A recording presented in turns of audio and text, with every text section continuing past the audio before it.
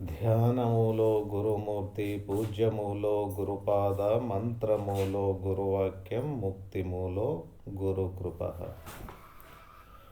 ಶ್ರೋತ್ರಿಯ ಬ್ರಹ್ಮನಿಷ್ಠ ಸದ್ಗುರು ಬಸವಾನಂದರ ಪಾದಾರವಿಂದಗಳಿಗೆ ಅನಂತನಂತ ದೀರ್ಘದಂಡ ಪ್ರಣಾಮಗಳನ್ನು ಸಮರ್ಪಿಸುತ್ತಾ, ತತ್ಸ್ವರೂಪರೆಯಾದ ಶ್ರೀ ನಿಜಗುಣ ಗುರುಗಳ ಪಾದಾರವಿಂದಗಳಿಗೆ ಅನಂತನಂತ ದೀರ್ಘದಂಡ ಪ್ರಣಾಮಗಳನ್ನು ಸಮರ್ಪಿಸುತ್ತಾ, ಸದ್ಗುರು ಮಾರ್ತಂಡ ಸಾಬಯ್ಯ ಗುರುಗಳ ಪಾದಾರವಿಂದಗಳಿಗೆ ಅನಂತನಂತ ದೀರ್ಘದಂಡ ಪ್ರಣಾಮಗಳನ್ನು ಸಮರ್ಪಿಸುತ್ತಾ, ಸದ್ಗುರು ರಾಯಪ್ಪ ಗುರುಗಳ ಪಾದಾರವಿಂದಗಳಿಗೆ ಅನಂತನಂತ ದೀರ್ಘದಂಡ ಪ್ರಣಾಮಗಳನ್ನು ಸಮರ್ಪಿಸುತ್ತಾ, ಎಲ್ಲ ಜ್ಞಾನಾರ್ಥಿಗಳಿಗೆ ವಂದಿಸುತ್ತಾ ಪ್ರಾರಂಭಿಸುತ್ತೇನೆ. ಕೈವಲ್ಯ ಪದ್ಧತಿ ನಿಜಗುಣ ಶಿವಗಳು ಬರೆದಿರ್ತಕ್ಕಂಥ ಗ್ರಂಥ. ಶಿವ ಕಾರುಣ್ಯ ಸ್ಥಳ ಮತ್ತು ಜೀವ ಸಂಬೋಧನಾ ಸ್ಥಳ ಮುಗ್ದವ. ಈಗ ನೀತಿ ಕ್ರಿಯಾಚಾರ್ಯ ಸ್ಥಳ ನೀತಿ ಕ್ರಿಯಾಚಾರ್ಯ ಸ್ಥಳ ನಡೆದದ.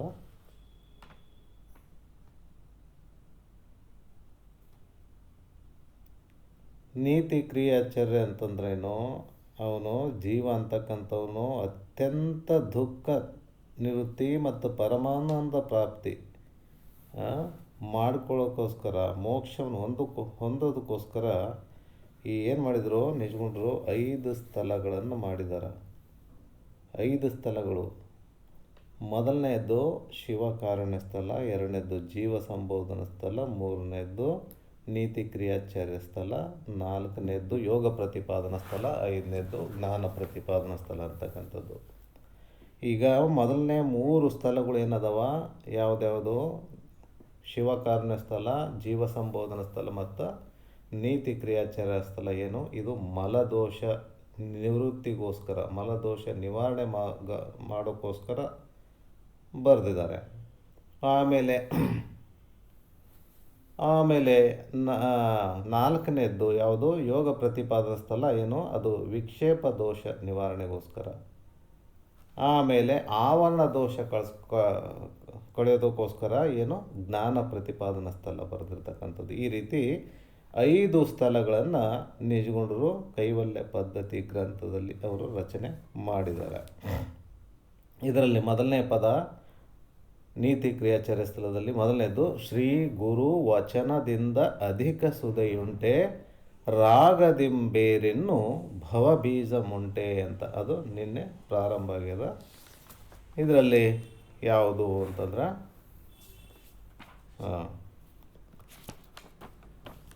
ನರಜನ್ಮದಿಂದ ಇಹದೊಳು ಮಿಗಿಲುಂಟೆ ಕರಣ ವಿಜಯದಿಂದ ಕಲಿತನ ಮುಂಟೆ ಧರೆಗೆ ಯಾಚನೆ ಹಿಂದೆ ಲಘುತರ ಮುಂಟೆ.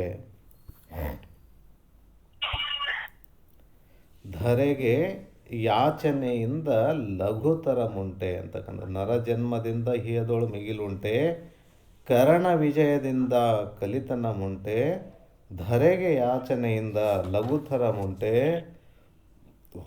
ಪರಬೊಮ್ಮದ ಅರಿವಿನಿಂದ ಉರೆ ಜಾಣ್ಮೆಯುಂಟೆ ಅಂತಕ್ಕಂಥದ್ದು. ಇದು ಮೊದಲನೇ ನೋಡಿ. ನರ ಜನ್ಮದಿಂದ ಇಹದೊಳು ಮಿಗಿಲುಂಟೆ ಅಂತಕ್ಕಂಥದ್ದು. ನರ ಜನ್ಮ ಅಂದರೆ ಏನು? ನಿನ್ನೆ ಏನಾಯಿತು? ಅದು ಶ್ರೀ ಗುರು ವಚನದಿಂದ ಅಧಿಕ ಸುದೆಯುಂಟೆ ರಾಗದಿಂಬೇರಿನ್ನು ಭವಬೀಜ ಮುಂಟೆ ಅಂತಕ್ಕಂಥದ್ದಾಗ್ಯದ. ಈಗ ಮೊದಲನೇದು ನುಡಿನಲ್ಲಿ ನರ ಜನ್ಮದಿಂದ ಹಿಯದೊಳು ಮಿಗಿಲುಂಟೆ ಕರಣ ವಿಜಯದಿಂದ ಕಲಿತನ ಮುಂಟೆ ಧರೆಗೆ ಯಾಚನೆಯಿಂದ ಲಘುತರ ಮುಂಟೆ ಪರಬೊಮ್ಮದ ಅರಿವಿನಿಂದ ಉರೆ ಜಾಣ್ಮೆಯುಂಟೆ ಅಂತಕ್ಕಂಥದ್ದು. ನರ ಜನ್ಮದಿಂದ ಹಿಯದೊಳು ಅಂದ್ರೇನು? ನರಜನ್ಮ ಅಂತಂದ್ರೇನು? ಮನುಷ್ಯ ಜನ್ಮ. ಮನುಷ್ಯ ಜನ್ಮ ಅಂತಕ್ಕಂಥದ್ದು ಪ್ರಾಪ್ತಿಯಾಗ್ತಕ್ಕಂಥದ್ದು ಸಾಮಾನ್ಯ ಅಲ್ಲ.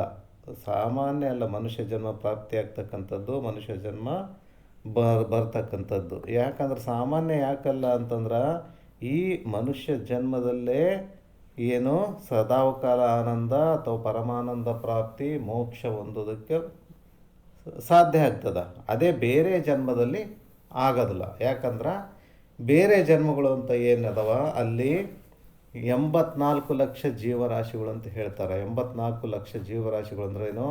21 ಲಕ್ಷ ಜೀವರಾಶಿ ಉದ್ಬೀಜ. ಉದ್ಬೀಜ ಅಂತಂದ್ರೇನು? ಬೀಜದಿಂದ ಉತ್ಪತ್ತಿ ಆಗ್ತಕ್ಕಂಥ ಜೀವಿಗಳು ಉದ್ಬೀಜ. ಇದನ್ನು ಅದು ಈ ಗಿಡಗಳಿಗೂ ಜೀವ ಆದ ಅಂತಕ್ಕಂಥದ್ದು ವೈಜ್ಞಾನಿಕವಾಗಿ ಕೂಡ ಅಲ್ಲಿ ಪ್ರೂವ್ ಆಗ್ಯದ, ಅದು ಸಾಬೀತಾಗ್ಯದ. ಇದನ್ನು ಯಾರೋ ಒಬ್ಬರು ಇಂಡಿಯಾದವ್ರ ಹೆಸರು ಬೋಸ್ ಅಂತ ಏನೋ ಬರ್ತದ, ಅವರು ಕೂಡ ಅದನ್ನು ಕಂಡುಹಿಡಿದು ತೋರಿಸಿದ್ದಾರೆ ವೈಜ್ಞಾನಿಕ ಲೋಕಕ್ಕೆ. ಹಾಗಾಗಿ ಉದ್ಬೀಜ ಅಂತಂದ್ರೇನು? ಅದು 21 ಲಕ್ಷ ಜೀವರಾಶಿ. ಯಾವುದು? ಬೀಜದಿಂದ ಉತ್ಪತ್ತಿ ಆಗಿರತಕ್ಕಂಥ ಜೀವರಾಶಿ. ಆಮೇಲೆ ಸ್ವೇದಜ ಅಂತಂದ್ರೇನು? ಅಲ್ಲಿ ಬೆವರಿನಿಂದ ಉತ್ಪತ್ತಿ ಆಗ್ತಕ್ಕಂಥ ಜೀವರಾಶಿ 21 ಲಕ್ಷ. ಆಮೇಲೆ ಅಂಡಜ ಅಂತಂದ್ರೇನು? ಅಂಡಜ ಅಂದರೆ ತತ್ತಿಯಿಂದ ಉತ್ಪತ್ತಿ ಆಗ್ತಕ್ಕಂಥ ಜೀವರಾಶಿಗಳು, ಅವು ಕೂಡ 21 ಲಕ್ಷ. ಆಮೇಲೆ ಜರಾಯುಜ ಅಥವಾ ಪಿಂಡಜ ಅಂತ ಏನು ಹೇಳ್ತಾರೆ, ಅವು ಕೂಡ 21 ಲಕ್ಷ ಜೀವರಾಶಿ, ಅಂದರೆ 84 ಲಕ್ಷ ಜೀವರಾಶಿ ಅಂತ ಹೇಳ್ತಾರೆ. ಹಾಗಾಗಿ ಅದಕ್ಕೆ ಏಸು ಕಾಯಂಗಳ ಕಳೆದು 84 ಲಕ್ಷ ಜೀವರಾಶಿಗಳು ದಾಟಿ ಬಂದ ಈ ಶರೀರ ತಾನಲ್ಲ ತನ್ನದಲ್ಲ ಅಂತ ಏನು ಅದು ದಾಸರೇನು ಹಾಡಿದ್ದಾರೆ ಪದ, ಆ ರೀತಿ 84 ಲಕ್ಷ ಜೀವರಾಶಿಗಳನ್ನು ದಾಟಿ ಬಂದಿರತಕ್ಕಂಥದ್ದು ಇದು ಮಾನವ ಶರೀರ. ಸಾಮಾನ್ಯ ಅಲ್ಲ. ಇದು ಮಾನವ ಶರೀರ ಬಂದಾಗ ಅದು ಮೊದಲು ಮಾಡ್ತಕ್ಕಂಥ ಕೆಲಸ ಏನು ಅಂತಕ್ಕಂಥದನ್ನ ಮರಿಲಾರದೆ ಅಲ್ಲಿ ತೊಡಗಿಸ್ಕೊಳ್ಬೇಕಾಗ್ತದ. ಹಾಗಾಗಿ 24 ಗಂಟೆ ಬರೀ ಸಂಸಾರದಲ್ಲಿ ಬಿದ್ದು ಹೊರಳಾಡಿ ಸಾಯೋದಕ್ಕಿಂತ ಎಷ್ಟು ಸಾಧ್ಯ ಆಗ್ತದ. ಈಗೇನು ನಾವು ಅರ್ಧ ಗಂಟೆ ಮುಕ್ಕಾಲು ಗಂಟೆ ಭಾಳ ಆದ್ರೆ 1 ಗಂಟೆ ತನಕ ಮಾಡ್ತಾಯಿದ್ವಿ ಕ್ಲಾಸು. ಎಟ್ಲೀಸ್ಟ್ ಆ ಕ್ಲಾಸ್ನನ್ನಾದರೂ ಅದು ಮಾಡಿದರೆ, ಅದರಲ್ಲಿ ತೊಡಗಿಸ್ಕೊಂಡ್ರೆ ಎಷ್ಟೋ ಲಾಭ ಆಗ್ತದೆ. ಮಾನವ ಜನ್ಮ ಧರಿಸಿ ಬಂದದಕ್ಕೂ ಕೂಡ ಅದು ಸಾರ್ಥಕ ಆಗ್ತದೆ ಅಂತ ಹೇಳ್ತಾರೆ. ಸಾರ್ಥಕ ಯಾಕಂತಂದ್ರೆ ಈ ಉಳಿದ ಎಲ್ಲ 23 ತಾಸು ಚಿಲ್ಲರೆ ತಾಸು ಏನು ಮಾಡಿದ್ದು ಕೂಡ ಎಲ್ಲನೂ ವ್ಯರ್ಥ. ಅದು ಅಂದರೆ ಅದು ಉಪಯೋಗ ಇಲ್ಲ ಅಂತ, ಪ್ರಯೋಜನ ಇಲ್ಲದಕ್ಕೆ ಜಾಸ್ತಿ ಟೈಮ್ ಕೊಡ್ತೀವಿ ಅಲ್ಲಿ, ಅದಕ್ಕೆ ವ್ಯರ್ಥನೇ ಆಗ್ತದೆ. ಏನು ಲಾಭ ಇಲ್ಲ ಅದರಲ್ಲಿ. ಯಾಕಂದ್ರೆ ಲಾಭ ಯಾಕಿಲ್ಲ ಅಂತಂದ್ರೇನು, ಅದರಲ್ಲಿ ಅದು ಏನಂದ್ರೆ ಪರಮಾರ್ಥ ಮತ್ತು ಪ್ರಪಂಚ ಮತ್ತು ಪರಮಾರ್ಥ ಅಂದ್ರೇನು? ಪ್ರಪಂಚ ಅಂದ್ರೇನು? ಅದು ಪ್ರಾರಬ್ಧಾಧೀನ, ಪರಮಾರ್ಥ ಪ್ರಯತ್ನಾಧೀನ ಅಂತ ಹೇಳ್ಕೊಂಬಂದಾರ ಜ್ಞಾನಿಗಳು. ಪ್ರಪಂಚ ಅಂತಕ್ಕಂಥದ್ದು ಏನು? ಅಲ್ಲಿ ಪ್ರಾರಬ್ಧಾಧೀನ ಅಂತಂದ್ರೇನು? ಬಾರದು ಬಪ್ಪದು ತಪ್ಪದು ಅಂತ. ಅಂದರೆ ನಾವು ಏನು ಮಾಡ್ಬೇಕಂತೀವಿ, ಎಷ್ಟು ಪ್ರಾಪ್ತಿ ಆಗ್ಬೇಕಂತ ಅಷ್ಟೇ ಪ್ರಾಪ್ತಿ ಆಗ್ತದೆ, ಅದಕ್ಕಿಂತ ಜಾಸ್ತಿ ಪ್ರಾಪ್ತಿ ಆಗೋದೇ ಇಲ್ಲ. ಇದು ಪ್ರಾರಬ್ಧಾಧೀನ ಅಂತಕ್ಕಂಥದ್ದು. ಹಾಗಾಗಿ ಆ ಪ್ರಾರಬ್ಧಾಧೀನ ಅಂತಂದ್ರೇನು? ಅದು ನಾವು ಏನು ಪಡ್ಕೊಳ್ಬೇಕು ಅಥವಾ ಪ್ರಾಪ್ತಿ ಮಾಡ್ಕೊಳ್ಬೇಕು, ಅದು ತಾನೇ ಪ್ರಾಪ್ತಿ ಆಗ್ತದ. ಪ್ರಾರಬ್ಧ ಇದ್ದರೆ ಆಗ್ತದ, ಪ್ರಾರಬ್ಧ ಇಲ್ಲಂದ್ರೆ ಆಗಲ್ಲ ಅಂತ ಅಷ್ಟೇ ಅಲ್ಲಿ ನಿರ್ಣಯ ಇರೋದು ಜ್ಞಾನಿಗಳಿಂದ. ಇದು ಪರಮಾರ್ಥ ಅಂತಕ್ಕಂಥದ್ದು ತಾನೇ ಆಗಲಿ ಅಂತಂತಂದ್ರೆ ಖಂಡಿತ ಆಗಲ್ಲ. ಯಾಕಾಗಲ್ಲ ಅಂದರೆ ಅದು ಪ್ರಯತ್ನಾಧೀನ ಅಂತ ಅದ. ಪ್ರಯತ್ನ ಮಾಡಿ ಪಡ್ಕೊಳ್ತಕ್ಕಂಥದ್ದು ಈ ಜ್ಞಾನ ಅಂತಕ್ಕಂಥದ್ದು. ನಮ್ಮ ಅದೃಷ್ಟದಾಗಿದ್ರೆ ಆಗಲಿ, ನಮ್ಮ ಏನೋ ನಸೀಬ್ದಾಗಿದ್ರೆ ಕೇಳ್ತೀವಿ, ಇಲ್ಲಾಂದ್ರೆ ಇಲ್ಲ ಅಂತ ಆ ಥರ ಏನಾದರೂ ಅಂದ್ಕೊಂಡ್ರೆ ಖಂಡಿತ ಪ್ರಾಪ್ತಿ ಆಗಲ್ಲ, ಅದು ಸಿಕ್ಕೋದೇ ಇಲ್ಲ. ಹಾಗಾಗಿ ಅದು ಪ್ರಯತ್ನ ಮಾಡೇ ಪಡ್ಕೋಬೇಕಾಗ ನಾನು ಇದು ಏನದ, ಇದನ್ನು ತಿಳ್ಕೋಬೇಕು, ಇದನ್ನು ಮಾಡಬೇಕು, ಇದನ್ನು ನಾನು ಪಡ್ಕೋಬೇಕು ಅಂತ ಏನು ಇಚ್ಛೆ ಇರ್ತದ ಅಂಥವ್ರಿಗೆ ಮಾತ್ರ ಇದು ದಾರಿ. ಯಾಕಂತಂದ್ರೆ ಸ್ವಲ್ಪ ಏನಾದರೂ ಅಧಿಕಾರ ಹಣ ಬಂತಂದ್ರೆ ಮುಗೀತು. ಕೆಲವ್ರಿಗೆ ಏನಾಗ್ತದ, ಮುಸುಕ್ಬಿಡ್ತದ, ಅಹಂಕಾರ ತುಂಬಿಬಿಡ್ತದ. ನನಗಿಷ್ಟು ಅಧಿಕಾರ ಬಂತು, ನನ್ನ ಸರಿನೇ ಯಾರೂ ಇಲ್ಲ, ಇನ್ನು ನನಗೆ ಹೇಳೋರು ಕೇಳೋರು ಯಾರಿಲ್ಲ, ನನಗೆ ಸಿಕ್ಕಷ್ಟು ಅಧಿಕಾರ ಯಾರಿಗಿಲ್ಲ, ನಾನು ಏನು ಬೇಕಾದಷ್ಟು ಮಾಡ್ಬೋದು, ನನ್ನ ಕೈ ಹಿಡಿಯೋರೇ ಯಾರಿಲ್ಲ ಅಂತಕ್ಕಂಥದ್ದು ಭಾವನೆ ಭಾಳ ಜನರಿಗೆ ಬರ್ತದೆ. ಯಾಕಂತಂದ್ರೆ ಕೆಲವ್ರು ಜ್ಞಾನಿಗಳು ಹೇಳ್ತಾರೆ, ಅವ್ರ ನಿಜವಾದ ಬಣ್ಣ ಗೊತ್ತಾಗಬೇಕಂತಂದ್ರೆ ಅವ್ರಿಗೆ ಸ್ವಲ್ಪ ಅಧಿಕಾರ ಕೊಟ್ಟು ದುಡ್ಡು ಕೊಟ್ಟು ನೋಡ್ಬೇಕು ಅಂತ ಹೇಳ್ತಾರೆ. ಆವಾಗ ಗೊತ್ತಾಗ್ತದೆ ಅವ್ರ ನಿಜವಾದ ಬಣ್ಣ. ಯಾಕಂದ್ರೆ ಅದು ಅಷ್ಟು, ಅದಕ್ಕೆ ಮೊದಲನೇ ನುಡಿನಲ್ಲಿ ಹೇಳಿದಾರೆ, ಅದು ಯಾರು ನಿಜಗುಂಡ್ರು. ಯಾವುದು ಶ್ರೀ ಗುರು ವಚನೋಪದೇಶವನ್ನು ಆಲಿಸಿದಾಗಳ ಹೌದು ನರರಿಗೆ ಮುಕ್ತಿ ಅಂತ. ಅಂದರೆ ಎಡರಿಸಿ ಯಾವುದು ಹಾಂ ಹಾಂ ಎದೆಗುಂದು ತವೆ ಮದ ಒಳಿದರು ಸಂಪದದೋಳು ಅಂತ. ತವೆ ಮದ ಒಳಿದಿರು ಅಂದರೆ ಅಲ್ಲಿ ಮದ, ತವೆ ಮದ ಒಳಿದಿರು ಸಂಪದದೋಳು ಅಂತ. ಅಂದರೆ ಮದ ಅಂತಕ್ಕಂಥದ್ದು ಸಂಪತ್ತು ಬಂದಾಗ ನೀನು ಅದನ್ನ ಇಟ್ಕೊಳ್ಳೇಬಾರ್ದು. ಮದ ಅಂತಕ್ಕಂಥದ್ದು ಸಂಪತ್ತು ಬಂದಾಗ ನಯ ವಿನಯದಿಂದ ಯಾರು ಇರ್ತಾರ ಅದೇ ಶ್ರೇಷ್ಠತೆ ಇರ್ತಕ್ಕಂಥದ್ದು. ನಮ್ಮ ಕಣ್ಣೆದುರಿಗೆ ಭಾಳಷ್ಟು ಉದಾಹರಣೆಗಳು ಬರ್ತಾವ, ನೋಡ್ತೀವಿ. ಯಾರು ನಯ ವಿನಯದಿಂದ ಇರ್ತಾರ ಅವ್ರು ಗೆಲ್ತಾರೆ. ಯಾರು ನನ್ನ ಸರಿನೇ ಯಾರಿಲ್ಲ ಅಂತ ಅಹಂಕಾರದಿಂದ ಯಾರಾದರೂ ವರ್ತನೆ ಮಾಡಿದರು, ಅಹಂಕಾರ ತೋರಿದರು, ಮದ ತೋರಿದರು ಅಂದ್ರೆ ಅಲ್ಲಿ ಅವ್ರು ನೆಲಕ್ಕೆ ಬಿದ್ದರಂತಲೇ ತಿಳ್ಕೊಬೇಕು. ಈಗ ತಕ್ಷಣ ಬಿದ್ದಿಲ್ಲ ಅಂದ್ರೂ ಸ್ವಲ್ಪ ದಿವಸದಲ್ಲಿ ಬೀಳ್ತಾರಂತ ತಿಳ್ಕೊಬೇಕು. ಆ ರೀತಿ ವರ್ತನೆ ಇರ್ತದೆ. ಹಾಗಾಗಿ ತವೆ ಮದ ಒಳಿದಿರು ಸಂಪದದೋಳು ಅಂತಕ್ಕಂಥದ್ದು, ಸಂಪತ್ತು ಬಂದಾಗ ಮದದಿಂದ ಅಹಂಕಾರದಿಂದ ವರ್ತನೆ ಮಾಡ್ತಕ್ಕಂಥದ್ದು ಯೋಗ್ಯ ಅಲ್ಲ. ಹಾಗಾಗಿ ವಿನಯದಿಂದ ಯಾರು ಇರ್ತಾರ ಅವರು ಶ್ರೇಷ್ಠರು ಅಂತ ಹೇಳ್ತಾರೆ. ಹಾಗಾಗಿ ಈ ಮನುಷ್ಯ ಜನ್ಮ ಬಂದದ್ದು ತನ್ನ ತಾನು ತಿಳ್ಕೊಳ್ಳಿಕ್ಕೆ, ತನ್ನ ತಾನು ಯಾರು ಅಂತ ತಿಳ್ಕೊಳ್ಳಿಕ್ಕೆ, ವಿಚಾರ ಮಾಡಲಿಕ್ಕೆ ಬಂದಿರೋದು. ಹಾಗಾಗಿ ಈ ಸಮಯವನ್ನು ವ್ಯರ್ಥ ಮಾಡ್ಕೊಳ್ಬಾರ್ದು. ಅಂದರೆ ಇದನ್ನು ಸದುಪಯೋಗ ಮಾಡ್ಕೋಬೇಕು ಅಂತ ಹೇಳ್ತಾರೆ. ಸದುಪಯೋಗ ಅದು ಬಿಟ್ಟು 23 ಗಂಟೆ ಮೇಲೆ ಚಿಲ್ಲರೆ ಎಲ್ಲನೂ ಏನು ಕೆಲವು 24 ತಾಸು ಅದರಲ್ಲೇ ಬಿದ್ದಿದ್ರೆ ಅದರ ಮುಗಿದೋಯ್ತದು ವ್ಯರ್ಥ ಅಂತ.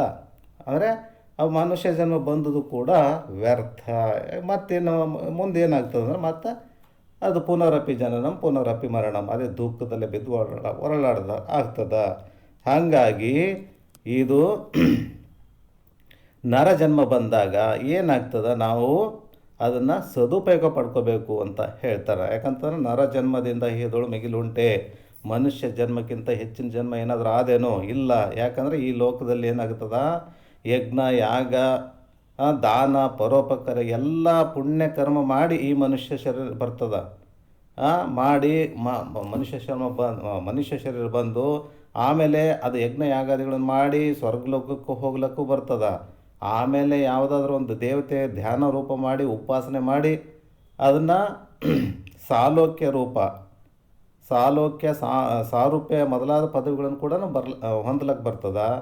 ಆಮೇಲೆ ಈ ಅಷ್ಟಾಂಗ ಯೋಗ ಅಂತ ಏನು ಹೇಳ್ತಾರೆ, ಅಷ್ಟಾಂಗ ಯೋಗಗಳು ಅವನ್ನ ಸಾಧಿಸಿ, ಅಷ್ಟಾಂಗ ಯೋಗಗಳಂದ್ರೆ ಏನು, ಯಮ ನಿಯಮ ಆಸನ ಪ್ರಾಣಾಯಾಮ ಪ್ರತ್ಯಾಹಾರ ಧಾರಣ ಧ್ಯಾನ ಸಮಾಧಿ ಅಂತಕ್ಕಂಥವು ಏನಿದಾವೆ ಅಷ್ಟಾಂಗ ಯೋಗಗಳು, ಇವು ಮಾಡಿ ಏನು ಸಾಧನೆ ಮಾಡಿ ಅಣಿಮಾದಿ ಅಷ್ಟಸಿದ್ಧಿಗಳನ್ನು ಕೂಡ ಹೊಂದಲಿಕ್ಕೆ ಬರ್ತದೆ. ಅಣಿಮಾದಿ ಅಷ್ಟಸಿದ್ಧಿಗಳು ಅಂದರೆ ಅಲ್ಲಿ ಅಣಿಮ ಲಘಿಮ ಮಹಿಮ ಗರಿಮ ಪ್ರಾಕಾಮ್ಯ ಪ್ರಾಪ್ತಿ ಈಶತ್ವ ವಶಿತ್ವ ಅಂತಕ್ಕನ ಏನದವ ಇವು ಅಷ್ಟಸಿದ್ಧಿಗಳು, ಇವು ಕೂಡ ಪ್ರಾಪ್ತಿ ಮಾಡ್ಕೊಳಕ್ಕೆ ಬರ್ತದ. ಆಮೇಲೆ ಇಹಲೋಕದಲ್ಲಿ ಮಹಾಮಹಿಮಾಶಾಲಿ ಅಂತ ತಪಸ್ವಿ ಅಂತ ಹೊಂದಲಕ್ಕೂ ಬರ್ತದ, ಕೀರ್ತಿ ಹೊಂದಲಕ್ಕೂ ಬರ್ತದ. ಈ ಮನುಷ್ಯ ಜನ್ಮದಿಂದಲೇ ಇವೆಲ್ಲ ಪ್ರಾಪ್ತಿ ಆಗ್ಲಿಕ್ಕೆ ಸಾಧ್ಯ ಆಗ್ತದ. ಆಮೇಲೆ ಏನು ಮಾಡಬೇಕು, ಶ್ರೋತ್ರಿಯ ಬ್ರಹ್ಮನಿಷ್ಠ ಸದ್ಗುರುಗಳು ಅವ್ರನ್ನ ಆಶ್ರಯ ಮಾಡಿಕೊಂಡು ಸತ್ಶಾಸ್ತ್ರ ಅಂದರೆ ಈ ಜ್ಞಾನ ಮಾರ್ಗದಲ್ಲಿರ್ತಕ್ಕಂಥ ಶಾಸ್ತ್ರಗಳು ವೇದಾಂತ ಶಾಸ್ತ್ರಗಳನ್ನು ಅಲ್ಲಿ ಅವರಿಗೆ ಶರಣಾಗತರಾಗಿ ತನ್ನನ್ನು ತಾನು ತಿಳ್ಕೊಂಡು ಮುಕ್ತನಾಗಲಿಕ್ಕೂ ಇದೇ ಜನ್ಮದಲ್ಲಿ ಬರ್ಲಿಕ್ಕೆ ಸಾಧ್ಯ ಅದ. ಹಂಗಾಗಿ ಬರ್ಲಕ್ಕೂ ಸಾಧ್ಯ ಆಗ್ತದ. ಮತ್ತೊಂದು ಲೆಕ್ಕದಲ್ಲಿ ಅನೇಕ ಪಾಪ ಕೆಲಸಗಳನ್ನು ಮಾಡಿ ಆಮೇಲೆ ನರಕ ಲೋಕಕ್ಕೆ ಹೋಗ್ಲಿಕ್ಕೂ ಬರ್ತದ. ಹಾಗಾಗಿ ಈಗ ಈ ಆಯ್ಕೆ ಯಾವುದು ಅಂತಂದ್ರೆ ನಮಗೆ ಬಿಟ್ಟದ್ದು. ಈಗ ಪಾಪ ಕೆಲಸಗಳನ್ನು ಮಾಡಿ ಅಥವಾ ಬೇರೆ ಕೆಲಸಕ್ಕೆ ಬರಲಾರ್ದ ಕೆಲಸಗಳನ್ನು ಮಾಡಿ ವ್ಯರ್ಥ ಜನ್ಮ ಕಳ್ಕೊಂಡು ನರಕ ಲೋಕಕ್ಕೆ ಹೋಗೋಕ್ಕೂ ಬರ್ತದ. ಶ್ರೋತ್ರಿಯ ಬ್ರಹ್ಮನಿಷ್ಠ ಸದ್ಗುರುಗಳನ್ನು ಆಶ್ರಯ ಮಾಡಿಕೊಂಡು ಜ್ಞಾನವನ್ನು ಪಡ್ಕೊಂಡು ಸದಾಕಾಲ ಆನಂದ ಹೊಂದಲಕ್ಕೂ ಕೂಡ ಬರ್ತದ ಈ ಮಾನವ ಜನ್ಮದಿಂದ ಅಂತ ಅಲ್ಲಿ ಹೇಳ್ತಾರೆ. ಈಗ ಆಮೇಲೆ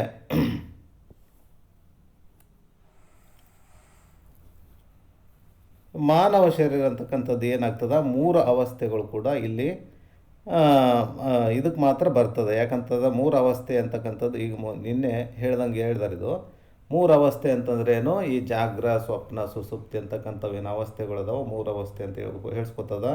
ಹಾಗಾಗಿ ಇಲ್ಲಿ ಮನುಷ್ಯರಿಗೆ ಮಾತ್ರ 3 ಅವಸ್ಥೆ ಅದಾವ. ಪ್ರಾಣಿ ಪಶು ಪಕ್ಷಿಗಳಿಗೆ ಏನಾಗ್ತದ, ಅಲ್ಲಿ ಸ್ವಪ್ನ ಅವಸ್ಥೆ ಅಂತಕ್ಕಂಥದ್ದು. ಆಮೇಲೆ ಗಿಡ ಮರಗಳಿಗೆ ಏನಾಗ್ತದ, ಅಲ್ಲಿ ಸುಸುಪ್ತಿ ಅವಸ್ಥೆ ಇರ್ತದ. ಆಮೇಲೆ ದೇವತೆಗಳಿಗೆ ಜಾಗ್ರದ ಅವಸ್ಥೆ ಇರ್ತದ. ಹಾಗಾಗಿ ಈ 3 ಅವಸ್ಥೆ ಇರ್ತಕ್ಕಂಥ ಯಾವುದು ಜೀವಿ ಯಾವುದು ಅಂತಂದ್ರೆ ಅಲ್ಲಿ ಮಾನವ ಜೀವಿ ಮಾತ್ರ ಇದು ಜಾಗ್ರ, ಸ್ವಪ್ನ, ಸುಸುಪ್ತಿ ಅಂತಕ್ಕಂಥದ್ದು ಅಲ್ಲಿ ಆಗ್ತವ ಅಥವಾ ಅಲ್ಲಿ ಪ್ರಾಪ್ತಿಯಾಗ್ತವ ಅಂತಕ್ಕಂಥದ್ದು. ಈ ಮಾನವ ಜನ್ಮ ಬಂದ ಮೇಲೆ ಏನಾಗ್ತದ, ಆಹಾರ, ನಿದ್ರಾ, ಭಯ, ಮೈಥುನಂಚ ಸಾಮಾನ್ಯ ಮೇತತ್ ಪಶು ಭಿರ್ನ ರಾಣಾಂ ಧರ್ಮೋ ಹಿ ತೇಷ ಮಧಿಕೋ ವಿಶೇಷ ಧರ್ಮೇಣ ಹೀನ ಪಶುಭಿ ಸಮಾನಃ ಅಂತ ಅಲ್ಲಿ ಏನೋ ಅದು ಒಂದು ಬರ್ತದೆ, ಒಂದು ಯುಕ್ತಿ. ಅಂದ್ರೆ ಮನುಷ್ಯ ಅಂತಕ್ಕಂಥದ್ದು ಅನ್ನನ ಹೆಂಗೆ ತಿಂತಾನ ಅದೇ ರೀತಿ ಪಶುಗಳು ಕೂಡ ಅನ್ನನ ತಿಂತವ, ಊಟ ಮಾಡ್ತವ, ಭಕ್ಷಣೆ ಮಾಡ್ತಾವ, ಊಟ ಮಾಡ್ತವ. ಆಮೇಲೆ ಮನುಷ್ಯ ಯಾವ ರೀತಿ ನಿದ್ರೆ ಮಾಡ್ತಾನ ಅದೇ ರೀತಿ ಪಶುಗಳು ಕೂಡ ನಿದ್ರೆ ಮಾಡ್ತವ. ಆಮೇಲೆ ಯಾರಾದರೂ ಆ ಪಶುಗಳಿಗೆ ಹೊಡಿಲಿಕ್ಕೆ ಬಂದ್ರೆ ಅಥವಾ ಮನುಷ್ಯನ ಕೂಡ ಅವು ಹೆದರ್ಕೋತಾವ, ಮನುಷ್ಯನೂ ಕೂಡ ಕೆಲವು ಇದಕ್ಕೆ ಹೆದರ್ಕೊಂಡು ಓಡೋಗ್ತಾನ. ಅದು ಹಾಗಾಗಿ ಎರಡು ಅದು ಮನುಷ್ಯನೂ ಅಂಜುತ್ತಾನ, ಪಶುಗಳು ಕೂಡ ಅಂಜುತ್ತಾವ. ಆಹಾರ, ನಿದ್ರಾ, ಭಯ ಅಂತಕ್ಕಂಥದ್ದು. ಈ ಮೈಥುನಂಚ ಅಂದ್ರೇನು, ಮನುಷ್ಯನು ಕೂಡ ಮಕ್ಕಳನ್ನು ಮಾಡ್ಕೋತಾನ, ಪಶು ಪಕ್ಷಿಗಳು ಕೂಡ ಮಕ್ಕಳನ್ನು ಮಾಡ್ಕೊತಾವ. ಅಂದಮೇಲೆ ಆಹಾರ, ನಿದ್ರಾ, ಭಯ, ಮೈಥುನಂಚ ಅಂದ್ರೆ ಇವು ಬರೀ 4 ಕೆಲಸಗಳನ್ನು ಮಾಡ್ತಾ ಹೋದ್ರೆ ಈಗ ಪಶುಗಳಿಗೆ ಮತ್ತು ಮನುಷ್ಯರಿಗೆ ಏನು ವ್ಯತ್ಯಾಸ ಆಗ್ತದ? ಪಶುಗಳಿಗೆ ಮತ್ತು ಮನುಷ್ಯರಿಗೆ ಏನು ವ್ಯತ್ಯಾಸ ಆಗ್ತದೆ? ಏನು ವ್ಯತ್ಯಾಸ ಆಗೋಲ್ಲ. ಅದಕ್ಕಿಂತ ಜಾಸ್ತಿ ಏನಿರೋದು ಜ್ಞಾನ ಪಡ್ಕೊಳ್ತಕ್ಕಂಥದ್ದು. ಜ್ಞಾನ ಪಡ್ಕೊಳ್ತಕ್ಕಂಥದ್ದು ಮನುಷ್ಯನಿಗೆ ಮಾತ್ರ ಸಾಧ್ಯ ಅದ. ಹಾಗಾಗಿ ಅದು ಜಾಗ್ರದ ಅವಸ್ಥೆಯಲ್ಲೇ ಇದು ಪ್ರಾಪ್ತಿಯಾಗ್ತದ. ಜಾಗ್ರದ ಅವಸ್ಥೆಯಲ್ಲಿ ಈ ಜ್ಞಾನ ಪಡ್ಕೊಳ್ಳಿಕ್ಕೆ ಬರ್ತದ. ಹಾಗಾಗಿ ಯಾಕಂದರೆ ಜಾಗ್ರದ ಅವಸ್ಥೆಯಲ್ಲೇ ಶರೀರ ಎಚ್ಚರ ಇರ್ತದ. ಎಲ್ಲ 25 ತತ್ವಗಳು ಜಾಗ್ರದಲ್ಲಿರ್ತಾವ. ಆಮೇಲೆ ಅಲ್ಲಿ ಏನಾಗ್ತದ, ಅಲ್ಲಿ ಈಶ್ವರ ಕೃಪೆನೂ ಇರಬೇಕು. ಈಶ್ವರ ಕೃಪೆ ಅಂತಂದ್ರೂ ಶರೀರ ಸಬಲವಾಗಿರ್ಬೇಕಾಗ್ತದ. ಯಾವುದೇ ನೋವುಗಳು ಇರಬಾರ್ದು. ಅದು ಈಶ್ವರ ಕೃಪೆ ಅಂತಂದ್ರೇನು, ಶರೀರ ಸದೃಢವಾಗಿರಬೇಕು, ಆರೋಗ್ಯವಂತರಾಗಿರಬೇಕು, ಎಲ್ಲ ಇಂದ್ರಿಯಗಳು ಸರಿಯಾಗಿ ಕೆಲಸ ಮಾಡ್ತಿರ್ಬೇಕು. ಆವಾಗ ಮಾತ್ರ ಇದು ಈಶ್ವರ ಕೃಪೆ ಅಂತ ಹೇಳ್ತದೆ. ಈಶ್ವರ ಕೃಪೆ ಇದ್ದವರು ಅಂದರೆ 4 ಕೃಪೆಗಳು ಬರ್ಕೊಂಬಂದಾರ. ಯಾವುದು? ಈಶ್ವರ ಕೃಪೆ, ಅಂತಃಕರಣ ಕೃಪೆ, ಗುರು ಕೃಪೆ, ವೇದ ಕೃಪೆ, ಗುರು ಕೃಪೆ ಅಂತ. ಹಾಗಾಗಿ ಇಲ್ಲಿ ಈಶ್ವರ ಕೃಪೆ ಅದು ಮೊದಲನೇದು ಪ್ರಾರಂಭ. ಅಂದರೆ ಶರೀರ ಗಟ್ಟಿ ಇದ್ದಾಗ, ಆರೋಗ್ಯವಂತವಾಗಿದ್ದಾಗ ಮಾತ್ರ ಅಲ್ಲಿ ಶ್ರವಣ ಮಾಡಲಿಕ್ಕೆ ಯೋಗ್ಯ ಆಗ್ತದ.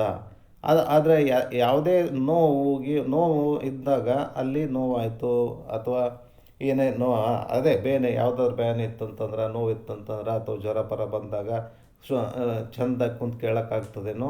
ಕೇಳೋಕ್ಕಾಗಂಗಿಲ್ಲ. ಅದಕ್ಕಾಗಿ ಕಿವಿ ಕೂಡ ಸರಿಯಾಗಿ ಕೇಳ್ಬೇಕಾಗ್ತದ. ಕಿವಿ ಮಬ್ಬು ಇತ್ತಂದ್ರೆ ಕಿವಿ ಕೇಳ್ತದೇನೋ? ಕಿವಿ ಕೇಳಕ್ಕೆ ಆಗದೇ ಇದ್ದಾಗ ಅಲ್ಲಿ ಶ್ರವಣ ಮಾಡ್ದಂಗೆ ಆಗ್ತದೇನೋ? ಇಲ್ಲ. ಯಾಕಂದ್ರೆ ಅರ್ಧಂಬರ್ಧ ಕೇಳ್ತದೆ.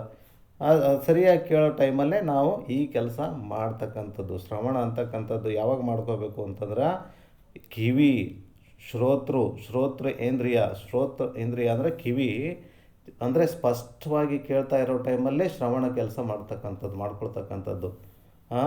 ಆವಾಗಲೇ ಮಾಡ್ಕೋಬೇಕು. ಅದು ದಾಟಿದ್ರೆ ವ್ಯರ್ಥ ಆಗಿಬಿಡ್ತದೆ.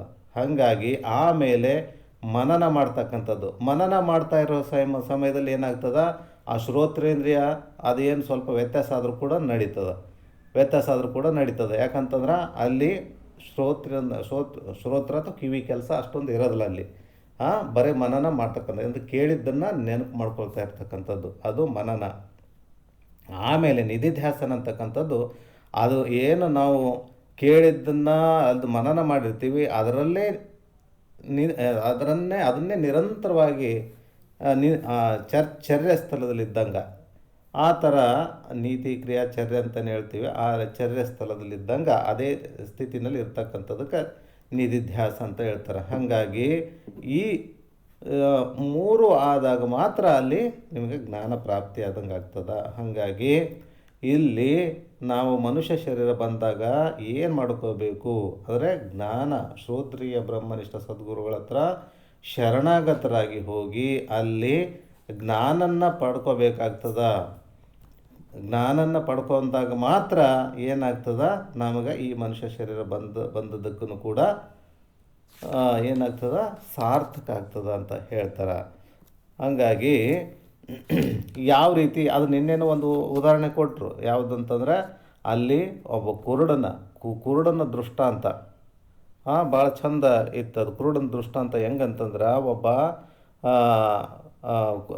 ಕುರುಡ ಅಂದರೆ ಅವ ರಾಜ ಏನೋ ಹಂಚ್ಲಕ್ಕ ಏನದು ದಾನ ಮಾಡ್ತಿದ್ನಂತ.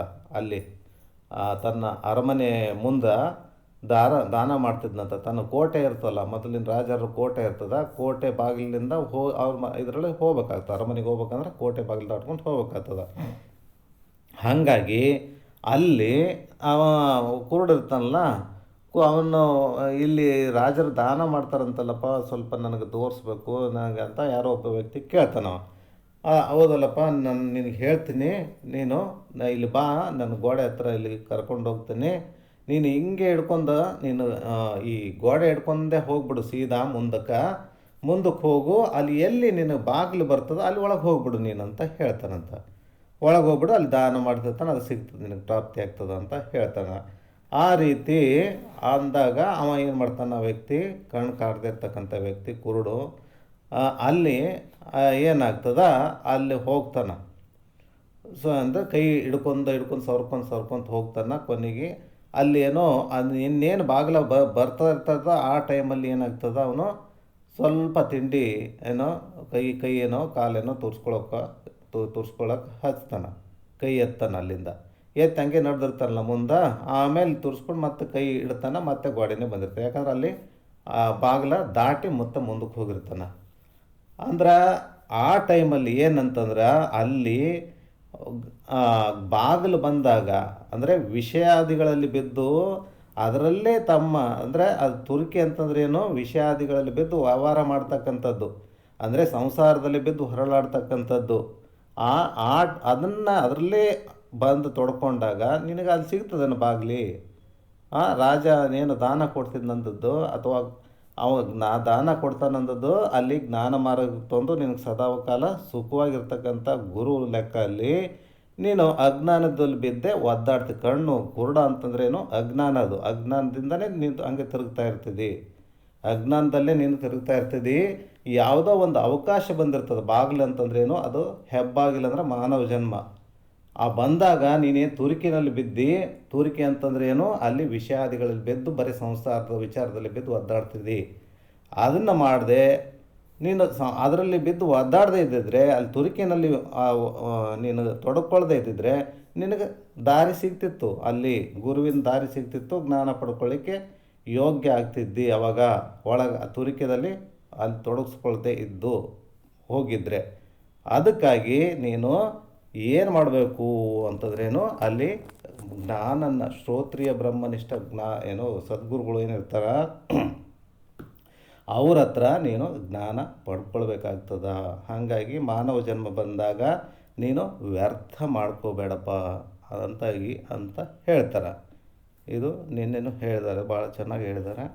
ಈಗ ಏನದು ಕರ್ಣ ವಿಜಯದಿಂದ ಕಲಿತನ ಮುಂಟೆ ಅಂತಕ್ಕಂಥದ್ದು. ಕರ್ಣ ವಿಜಯದಿಂದ ಕಲಿತನ ಮುಂಟೆ. ಕರ್ಣ ವಿಜಯ ಅಂತಂದ್ರೇನು, ಅಲ್ಲಿ ಇಂದ್ರಿಯಗಳು ನಿಗ್ರಹ. ಇಂದ್ರಿಯ ಅಂತಂದ್ರೇನು, ಇಂದ್ರಿಯ ನಿಗ್ರಹಕ್ಕಿಂತ ಬೇರೆ ಶೂರ್ತನ ಆದೇನು ಅಂತಲ್ಲಿ ಕೇಳ್ತಾರೆ. ಇಂದ್ರಿಯ ನಿಗ್ರಹ ಭಾಳ ಯುದ್ಧ ಮಾಡಿ ನಾನು ಅಷ್ಟು ವೀರ ಇದ್ದೀನಿ, ಇಷ್ಟು ವೀರ ಇದ್ದೀನಿ, ನಾನು ಎಷ್ಟು ಜನರನ್ನು ಸೋಲಿಸಿದ್ದೀನಿ, ಇಷ್ಟು ಜನರನ್ನು ಹೊಡೆದಿದ್ದೀನಿ ಅಂತ ಏನಾದರೂ ಅಂದ್ಕೊತ ಇದ್ದರೆ, ನನ್ನಷ್ಟು ಶೂರನೇ ಯಾರಿಲ್ಲ ಅಂತ ಏನಾದರೂ ಅಂದ್ಕೊಂಡ್ರೆ ಅದು ತಪ್ಪು. ಅದು ಅದು ಭಾವನೆ ಏನದ ಅದು ಶುದ್ಧ ತಪ್ಪು. ಹಂಗಾಗಿ ಯಾವುದು ಕಲಿತನ, ಶೂರತನ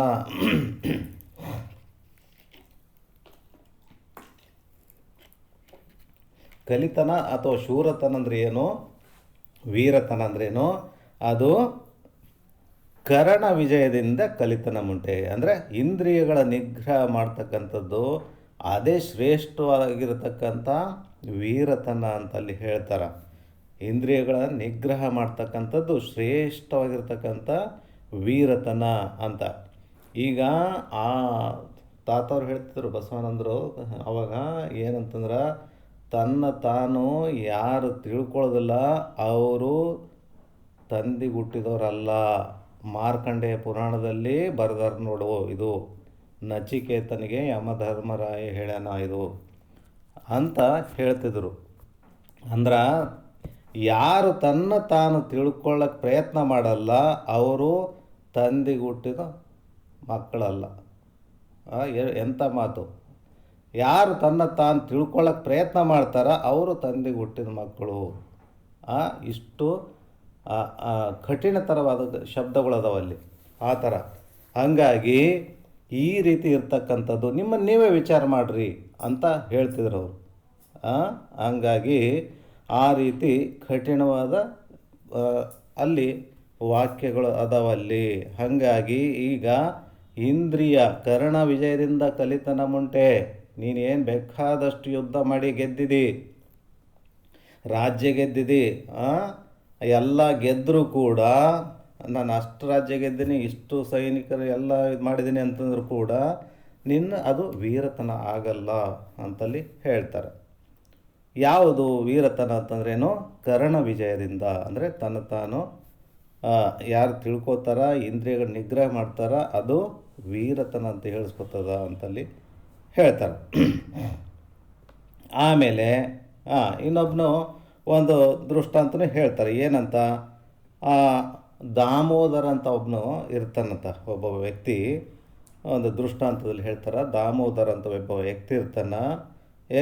ವ್ಯಕ್ತಿ ಅವನು ಏನು ಮಾಡ್ತಾನೆ, ಎಲ್ಲ ಪೃಥ್ವಿನೇ ಗೆದ್ದಿರ್ತಾನಂತವ. ಪೃಥ್ವಿನೇ ಗೆದ್ದು ಎಲ್ಲನೂ ಗೆದ್ದು ಅವ ಸರ್ವಜಿತ್ ಅಂತ ಎಲ್ಲನೂ ಅಲ್ಲಿ ಬಿರುದು ತೊಗೊಂಡಿರ್ತಾನೆ, ಪಡ್ಕೊಂಡಿರ್ತಾನೆ. ಸರ್ವಜಿತ್ ಅಂತಂದ್ರೇನು? ಎಲ್ಲನ ಗೆದ್ದವ ಅಂತ. ಎಲ್ಲ ಭೂಮಿ ಅಂದರೆ ಚಕ್ರಾಧಿಪತಿ ಆಗಿರ್ತಕ್ಕಂಥ ವ್ಯಕ್ತಿ ಅಂತ.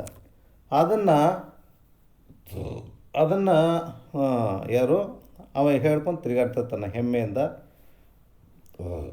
ಆದ್ರೆ ತನ್ನ ಮನ್ಯಾಗ ತಾಯಿ ತಂದೆ ಅವರು ಏನು ಮಾಡ್ತಾರೆ, ಸರ್ವಜಿತ್ ಅಂತ ಅವನಿಗೆ ಹೇಳಲ್ಲ, ದಾಮೋದರ ಅಂತಲೇ ಹೇಳ್ತಾರೆ.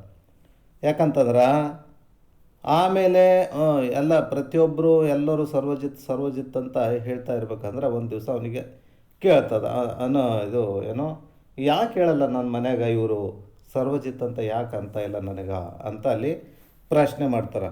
ಯಾರೋ ದಾಮೋದರ ಸರ್ವಜಿತ್ ಅಂತಕ್ಕಂಥವನು ಬಿರುದು ಬಿರುದೇನು ಅಂದಿರ್ತಾನಲ್ಲ, ಮೊದಲು ದಾಮೋದರ ಅಂತ ಏನಿರ್ತಾನ, ಆಮೇಲೆ ಎಲ್ಲ ಯುದ್ಧ ಎಲ್ಲ ಗೆದ್ದು ಎಲ್ಲ ರಾಜ್ಯಗಳನ್ನು ಗೆದ್ದಾಗ ಸರ್ವಜಿತ್ ಅಂತ ಯಾರು ಹೇಳಿರ್ತಾರೆ, ಬಿರುದು ಕೊಟ್ಟಿರ್ತಾರೆ, ಆ ಬಿರುದು ಹೊಂದಿರತಕ್ಕಂಥ ವ್ಯಕ್ತಿ ಅವನಿಗೆ ಕೇಳ್ತಾರೆ ಮನೆಯಲ್ಲಿ ತನ್ನ ತಂದೆ ತಾಯಿಗೆ, ನೀವು ಯಾಕೆ ನನಗೆ ಸರ್ವಜಿತ್ ಅಂತ ಯಾಕೆ ಹೇಳಲ್ಲ ಅಂತ. ಆವಾಗ ಹೇಳ್ತಾರೋ, ನೋಡಪ್ಪ ನೀನು ಸರ್ವಜಿತ್ ಅಂತ ಇರ್ಬೋದು, ಸರ್ವಜಿತ್ ಅಂತಂದರೆ ನೀನು ಜಗತ್ತಿನಲ್ಲಿ ಎಷ್ಟೊಂದು ಭೂಮಿ ಎಲ್ಲ ಯುದ್ಧಗಳನ್ನು ಮಾಡಿ ಗೆದ್ದಿದೆ. ಆದ್ರೆ ನಿನ್ನ ನೀನು ತಿಳ್ಕೊಂಡು ನಿನ್ನ ನೀನು ಅರ್ಥಕೊಂಡು ನೀನು ಗೆದ್ದಿಲ್ಲ, ಅದಕ್ಕಾಗಿ ನಾನು ಸರ್ವಜಿತ್ ನಿಮ್ಗೆ ಅನ್ನಲ್ಲ ಅಂತಲ್ಲಿ ಹೇಳ್ತಾರೆ ಮನೆ.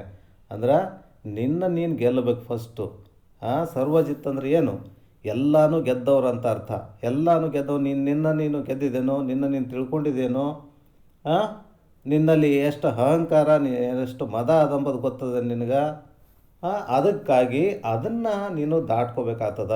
ಅದನ್ನು ದಾಟಿದಾಗ ನೀನು ಅಲ್ಲಿ ಸರ್ವಜಿತ್ ಅಂತ ಅವಾಗ ನಾವು ಹೇಳ್ತೀವಿ ಅಂತಂತ ಮನ್ಯಾಗ. ಹಂಗಾಗಿ ಅಂದರೆ ಈ ಕರ್ಣ ವಿಜಯದಿಂದ ಕಲಿತನ ಮುಂಟೆ ಅಂತಕ್ಕಂಥದ್ದು. ಕರ್ಣ ವಿಜಯದಿಂದ ಕಲಿತನ ಅಂದರೆ ಕರ್ಣ ವಿಜಯ ಅಂತಕ್ಕಂಥದ್ದು ಭಾಳ ಮುಖ್ಯವಾಗ್ತಕ್ಕಂಥದ್ದು.